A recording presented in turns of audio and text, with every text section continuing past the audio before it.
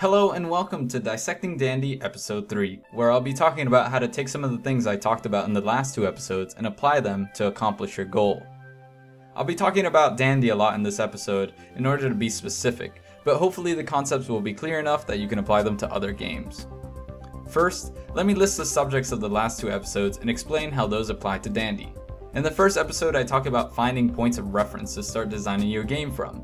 Dandy's a remake of an older game and carries the majority of its reference from that game.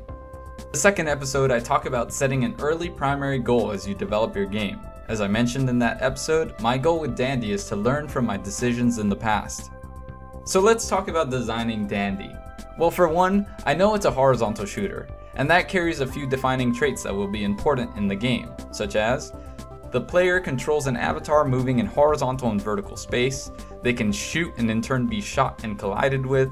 There are obstacles in the horizontal space which the player avoids, usually in the form of enemies. And finally, there's some sort of system that changes the way your basic interactions function, aka power-ups. I could go on, but these are the basic mechanics we need to implement to call our game a horizontal shooter.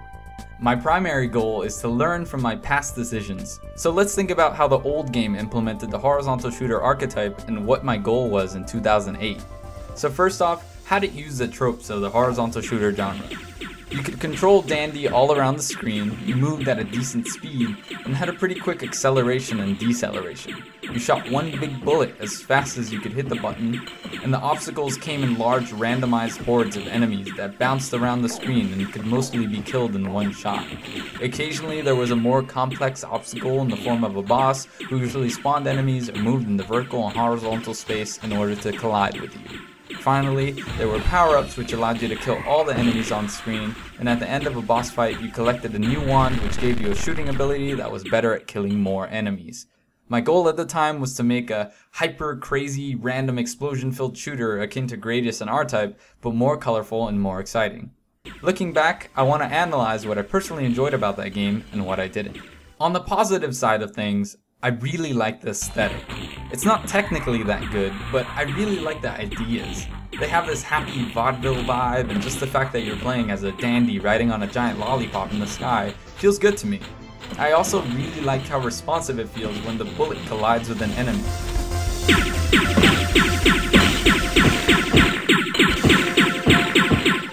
And that's pretty much where my compliments run dry. The game suffers from an extreme case of just press the button forever. The game's intent was to create excitement, but lacks any sort of tension because of how little the player actually has to do to participate. You can just tap the shoot button and instead of dodging, carve a hole through the hordes of enemies. The most exciting parts are the bosses, but even they take little to no input for the player to advance. The health bar is ambiguous and lots of things happen at seemingly random, which makes it feel even more like you have little to no agency in the world you're in. There's no moment to think about anything, you just shoot mindlessly until it's over. The game's power-up system increases your ability to kill enemies, but doesn't give the enemies a countermeasure to keep things balanced. No matter how you dress it, that gets boring quick. Also, the background's on a constant loop and the enemies always repeat, so there's no sense of progression until you get to the boss.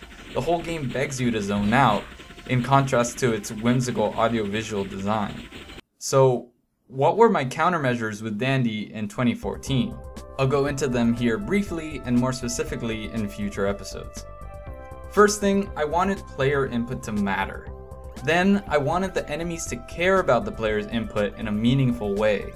The power-up system should serve its original purpose more closely, which means power-ups should change the way your inputs work rather than solely increase your ability to destroy obstacles.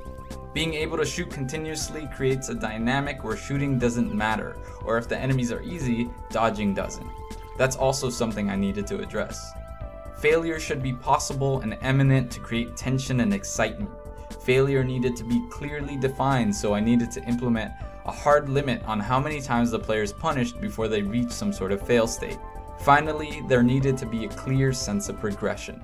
I wanted to make my mindless game mindful, and by learning from the past, I now know how to accomplish my goal, and I'll talk about how I intend on doing that in the next episode. Thanks for watching.